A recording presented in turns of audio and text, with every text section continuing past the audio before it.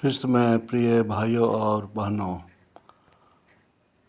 Pope Francis का मरण के बाद में नया पोप चुना जाएगा कार्डिनल लोगों के ज़रिए से।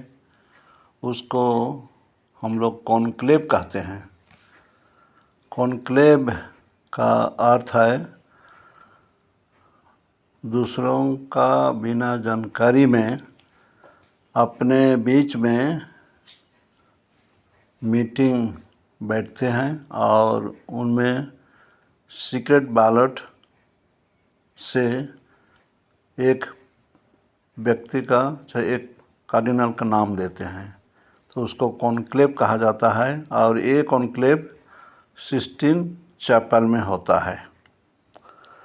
उसके पहले कार्डिनल लोगों के बीच में बहस होता है, डिस्कशन होता है चर्च का परिस्थिति के बारे, और पोप जो चुने जाएंगे उसका क्या सोच होगा, चाहे क्या परिस्थिति होगा, उसको वो लोग जांच करते हुए पोप के लिए वे सीक्रेट बैलेट में नाम लिखते हैं। ये दूसरे दुनिया से बाहर का दुनिया से कट ऑफ रहता है, इसलिए इसको सीक्रेट कहा गया है।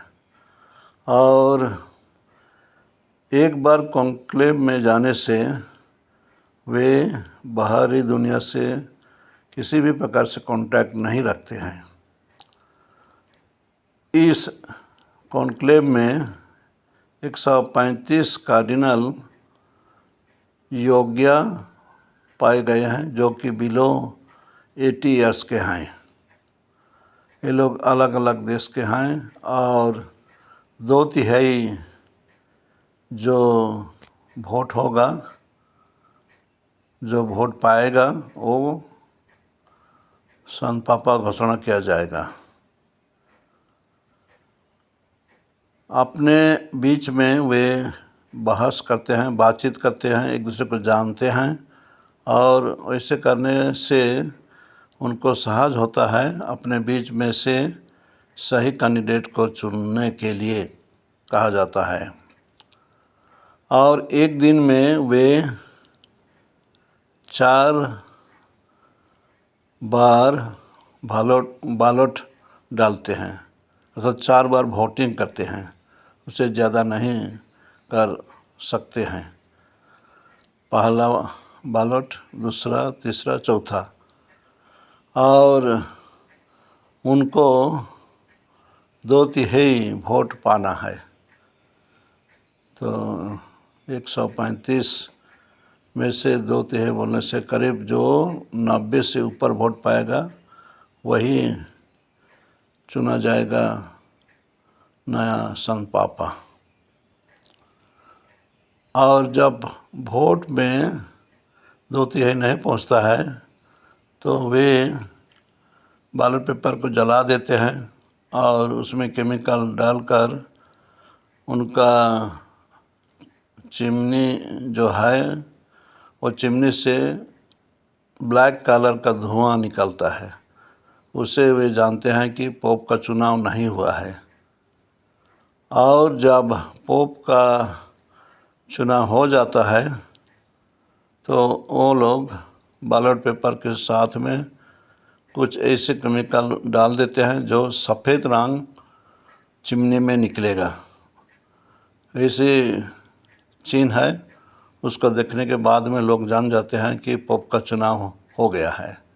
और वो लोग चिल्लाने, चाहे वो लोग आवाज़ देने, बाहर में जो लोग वेट कर रहे हैं वो लोग आवाज़ देते हैं।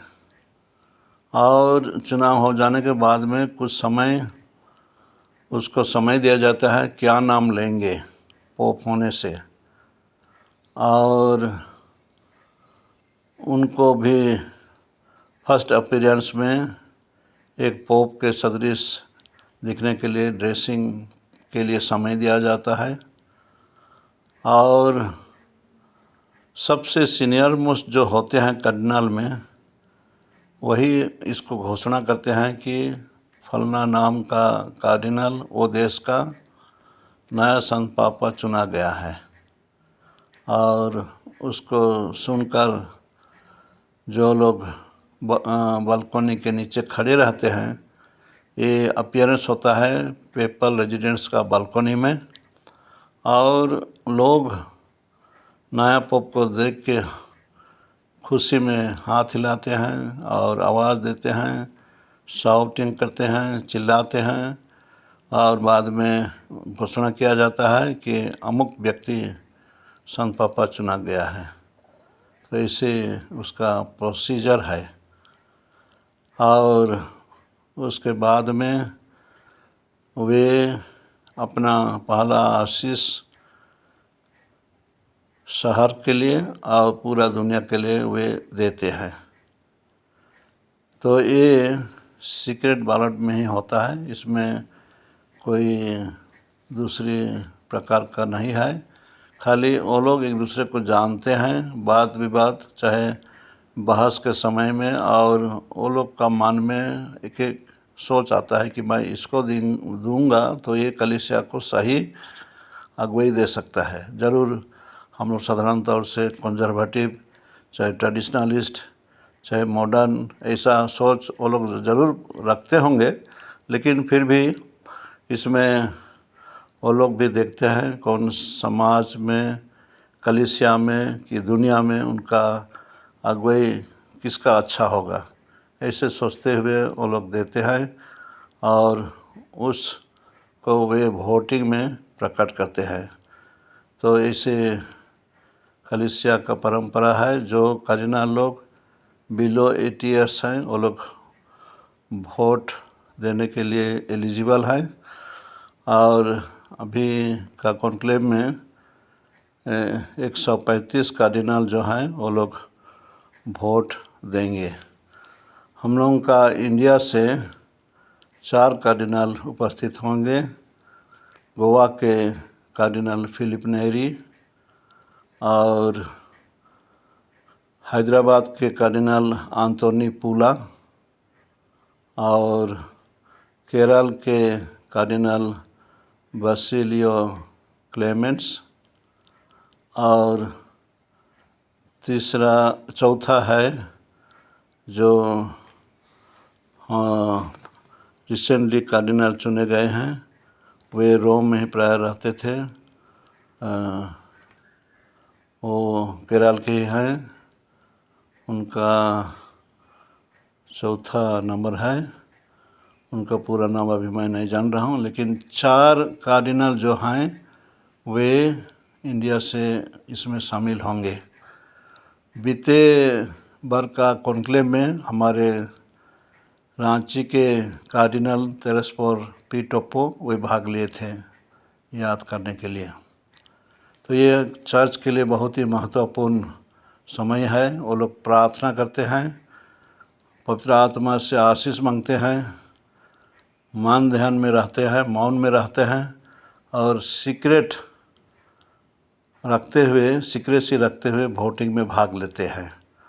और इसी प्रोसेस में वो लोग जाते हैं एक नया पोप का चुनाव के लिए। तो प्यारे भाइयों और बहनों, हम लोग आने वाला सोमवार से इस कॉन्क्लेव होने का प्रोसेस हम लोग खबर में, चाहे यूट्यूब में और दूसरे मीडिया से हम लोग देखेंगे क्या हो रहा है, क्या होने वाला है। और 2 दिन कि 3 दिन के बाद में ज़रूर हम लोगों को नया पोप का रिज़ल्ट मिल जाएगा और हमारे कलीसिया का धर्मपिता चुने जाएंगे। तो पहले ज़्यादा इटाली देश का, चाहे यूरोप का होते थे, इसलिए उसी देश से संत पापा चुने जाते थे। लेकिन अभी कलीसिया का भी सोच है, एशिया का वो लोग सोचते हैं, कभी अफ्रीका का सोचते हैं, कभी दूसरे देश का सोचते हैं, ऐसे भी सोच है। तो हम लोग कुछ कह नहीं सकते हैं कौन चुना जाएगा, लेकिन वो लोग चुनेंगे और चुनने के बाद में हम लोग रिजल्ट देखने को पाएंगे जब वाइट स्मोक चिमनी से निकलेगा। तो मेरा ये छोटा सा इन्फॉर्मेशन है, जितना मैं जानता हूँ आप लोगों को बताया, ताकि आप लोग भी इस प्रोसेस को समझ सकें और इसके लिए भी प्रार्थना करेंगे कि सही पोप चुनाव होने से कलीसिया का अगुवाई दुनिया में अच्छी तरह से हो सके और इतना बड़ा यूनिवर्सल चर्च, ग्लोबल चर्च को अगुवाई देना कोई सहज बात तो नहीं होगा। फिर भी ईश्वरीय कृपा और पवित्र आत्मा का वरदान से वो लोग कोशिश करते हैं अपने तरीक़ा से लीडरशिप अगुवाई देने के लिए। तो आज आप लोग इस वीडियो को देखें और मैं अनुरोध करूंगा आप लोगों से कि आप लोग प्रार्थना करते रहिए कि प्रार्थना के माध्यम से हम लोगों को नई और सही पोप का चुनाव हो सके और हम लोग उनसे आशीर्वाद पाएंगे और अगुवाई पाएंगे। आप सबों को धन्यवाद।